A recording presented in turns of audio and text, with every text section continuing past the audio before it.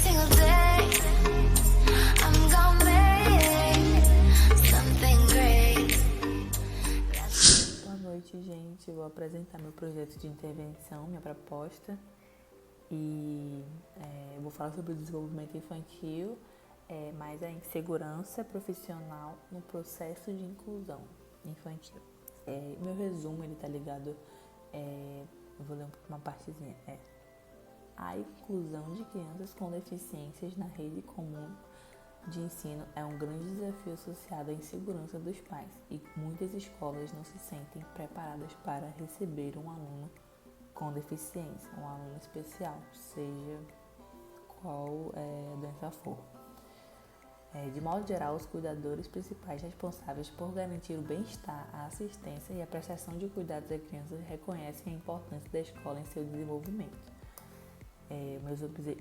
Meu objetivo geral, o projeto está ligado a fazer uma análise sobre a insegurança do professor em relação à inclusão de alunos com necessidades especiais em sala de aula. Por quê? Porque eu, como trabalho em creche, também consigo ver como é difícil lidar com crianças especiais se você não tem nenhuma base, não tem nenhum treinamento e tudo mais. Foi difícil para mim, então eu acho também que é difícil para outras pessoas, para outros professores, educadores. Então eu acho que seria um assunto bem importante para abordar. Meus objetivos específicos eu fiz 3, mas eu vou ler só um que é mais importante para mim, que é ajudar o educador a desenvolver papéis mais espontâneos e criativos como modo de interagir com as crianças especiais, no caso. Porque as crianças especiais você precisa interagir com elas de modo diferente, de modo que elas entendam, de modo fácil, de modo direto e de modo visual, que criança é visual, independente se ela tem alguma deficiência ou não, é visual. E se você tem a atenção dela, então é porque ela te escolheu para você ensinar, porque as crianças mais especiais elas escolhem, elas não se dão bem com todo mundo. E na minha justificativa eu coloquei que para que o professor vença sua insegurança em sala e trabalhe de forma que irá ganhar transmissão e assimilação dos conhecimentos, é primordial que ele desenvolva métodos específicos para que se obtenha um resultado esperado. E com isso, quando ele conseguir identificar o que aquela criança tem, óbvio que ele não pode dar um laudo, porque só quem dá laudo é médico, mas ele pode pesquisar, pode anotar que os pais darão esse laudo para um profissional da área. Mas a partir do momento que ele vê que tem alguma coisa que não está entrando na cabeça da criança, ele vai buscar meios mais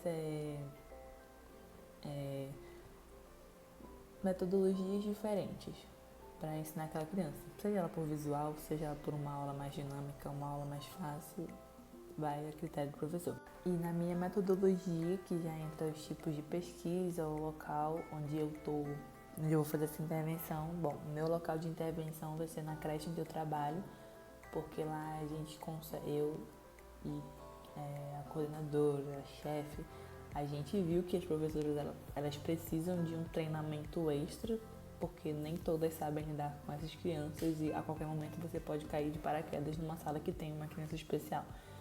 Então é importante que você tenha esse treinamento e o meu planejamento é para que elas saibam mesmo lidar com essas situações e que elas tenham toda uma metodologia para trabalhar com essas crianças.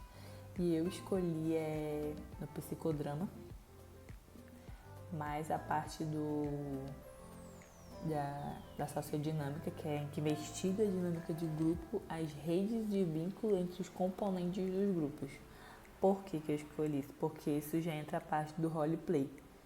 Então, para as oficinas participativas eu coloquei como se fosse um jogo mesmo entre as professoras, de como dinâmicas, de como elas podem trabalhar com as crianças, que é através de objetos, através de figuras repetitivas, através de dinâmicas de vai e volta, pega e guarda, de figuras geométricas, coisas que eu sei que são fáceis.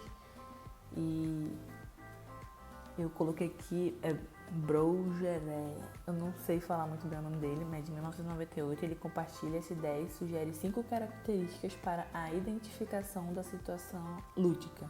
A primeira é a brincadeira e a atividade que supõe comunicação metacognitiva.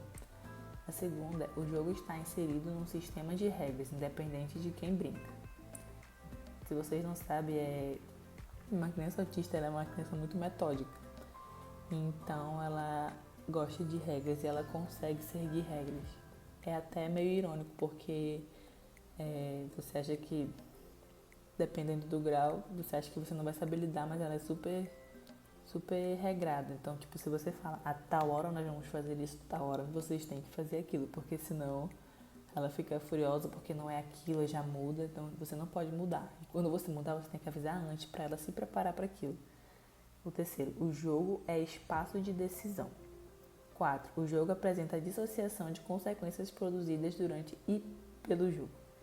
5. Espaço de incerteza, em que finalidade e resultados são desconhecidos, incerto. E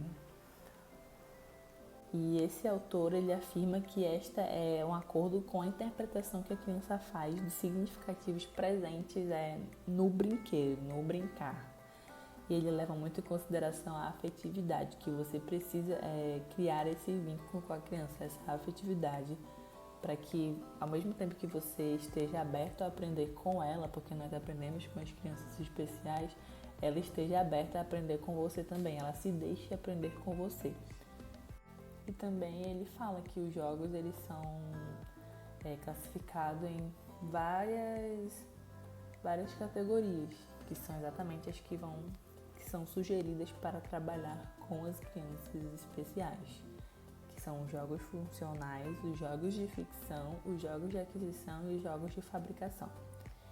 E a minha dinâmica de grupo eu vou usar a sociodinâmica, que é o roleplay, porque meu público-alvo são os educadores, professores, e ela fazer um roleplay, vamos pegar 2 professoras, ou pode ser eu mesmo, eu vou ser uma professora, ela vai ser a criança, e vice-versa, e a gente vai aprender a lidar uma com a outra ali, para poder a gente colocar em prática com a criança em si, e não ser uma coisa tão desafiadora de cara.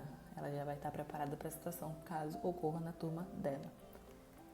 E os meus recursos são os físicos, a gente vai ser na Espaço de Educação Infantil, que é uma creche localizada no Parque 10. Vai ser numa sala onde vai estar todos os professores e educadores e que precisam saber como lidar com essas crianças. Nos materiais vai ser só o roleplay mesmo, que vão ser as mesas e as cadeiras. E institucionais vai ser o equipamento, toda uma apresentação para elas saberem, que vai ser também aberta a perguntas, vai ser uma palestra mesmo. Meu público, como eu falei, são os professores, os educadores de escola, sendo elas privadas ou não, mas o meu foco nesse trabalho são as privadas, que é onde eu trabalho, mas se ocorrer, pode ser levado à frente. E o meu período, a gente ia definir ainda, mas como ocorreu a pandemia, não deu para ser definido dia nenhum. Então, esse é o meu projeto. Espero que eu tenha explicado mais ou menos do que eu quis passar. E é isso. Boa noite.